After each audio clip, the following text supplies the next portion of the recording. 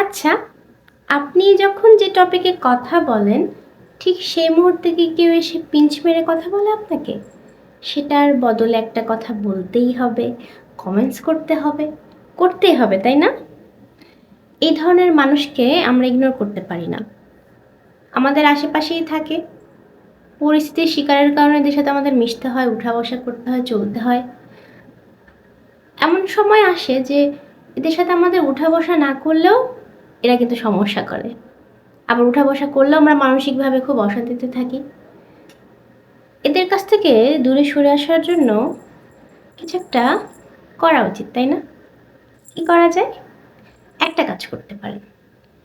যারা পিঞ্চ মারে, যারা অতিরিক্ত বেশি কথা বলে বা যারা সবসময় পিছনে লেগে থাকে, আপনার কাজকর্ম দেখে জেলাস ফিল করে, আপনার প্রত্যেকটা টপিকে যে তারা কমেন্টস করে, ওই ধরনের মন্তব্য একটু বেশি করে, তাদেরকে একটু বেশি করে জ্বালান।